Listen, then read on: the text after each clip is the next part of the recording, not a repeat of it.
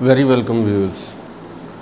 आज हम बात करेंगे एक शेयर की, क्योंकि इंडेक्स पे और जो इकॉनमी है उस पे तो हम सेशन करते रहते हैं, लेकिन दरमियान में शेयर्स पे भी बात कर लेते हैं अक्सर। तो जिस शेयर पे हम आज बात करने लगे हैं उसका नाम है एमको, और एमको इलेक्ट्रिकल मैन्युफैक्चरिंग कंपनी है। और ये कंपनी पाकिस्तान बनने से पहले से लाहौर में ऑपरेट कर रही है, लेकिन पार्टीशन के बाद इसे स्पेशली इस नाम से फिर रजिस्टर्ड करवाया गया और लेटेस्ट 9 मंथ्स के रिज़ल्ट्स अवेलेबल हैं। और मज़ेदार बात यह है कि लास्ट ईयर सेम 9 मंथ्स के पीरियड में इसका 541 मिलियन का प्रॉफिट था, जो कि इस साल सेम पीरियड में बढ़ के 1.5 बिलियन का हो गया।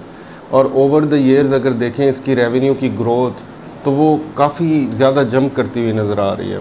और ये कंपनी तकरीबन 2015 से प्रॉफिट में है, उससे पहले कई साल लॉस इनकर करती रही है। 2017 में इसका 1 बिलियन का रेवेन्यू था और 0.83 की ईपीएस थी। 2018 में 1.5 बिलियन का रेवेन्यू हो गया और 1.03 की ईपीएस हो गई। 2019 में इसका 1.38 का बिलियन का रेवेन्यू हो गया और 4 गुना ईपीएस बढ़ के 4.13 हो गई।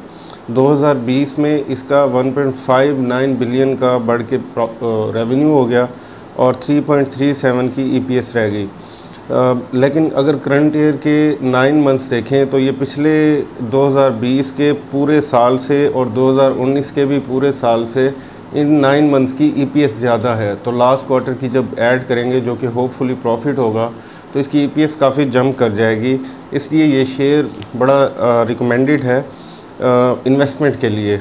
लेकिन इसके साथ ही कुछ एक और पॉजिटिव भी इसकी चीज़ है, और वो ये है कि लास्ट क्वार्टर तक इसके कुछ एक्यूमुलेटेड लॉसेस थे जो पिछले 4-5 साल से इकट्ठे हो रहे थे 2015 से पहले।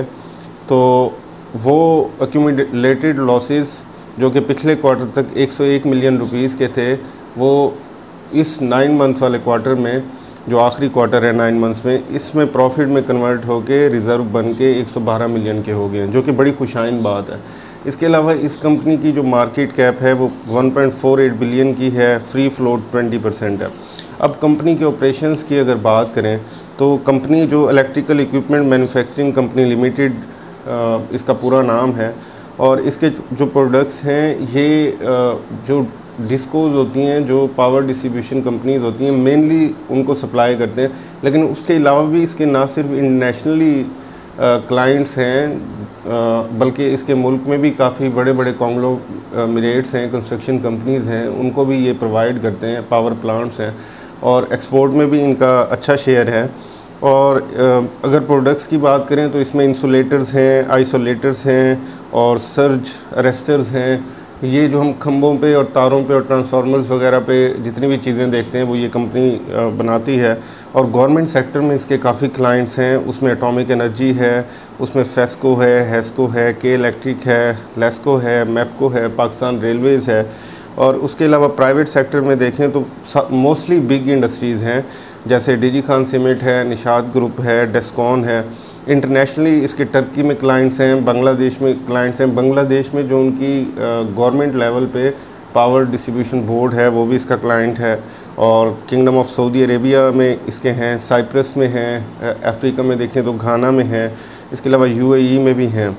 तो इसके अलावा एक और चीज़ ये है कि कंपनी की ब्रेकअप वैल्यू जो पर शेयर है वो आफ्टर रिवैल्यूएशन ₹42 का बन रहा है, और प्राइस टू अर्निंग रेशो भी इसकी 6.31 है। तो कंपनी बड़े अट्रैक्टिव रेट्स पे इस टाइम ऑपरेट कर रही है।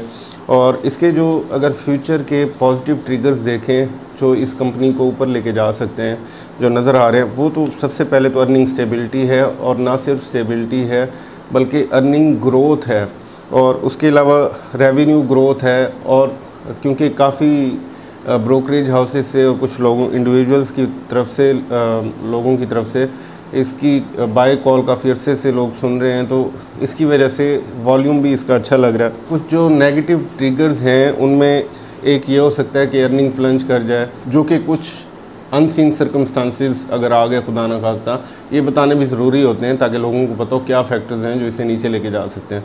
इसके अलावा कोई मार्केट में बड़ा डाउनफॉल खुदा न खास्ता आ जाए, या कोई बड़ी करेक्शन आ जाए, वो हो सकता है। तो ये इसके कुछ नेगेटिव ट्रिगर्स हैं जो इसे नीचे लेके जा सकते हैं। ये लॉन्ग टर्म में बहुत अच्छा शेयर है और इसको आप स्टडी करके, रीड करके बाय कीजिए और मार्केट के हालात को देखते हुए। लेकिन लॉन्ग टर्म इन्वेस्टमेंट इसमें काफ़ी सेफ़ और काफ़ी हद तक अच्छी है और अच्छा रिटर्न भी दे सकती है। जो ट्रेडर्स हैं, शॉर्ट टर्म माइंड वाले हैं, वो तो फिर कहीं पे भी बाय कर सकते हैं और फिर प्रॉफिट टेकिंग करके इसको कहीं पे भी सेल कर सकते हैं। ये आज का सेशन था। Thank you very much.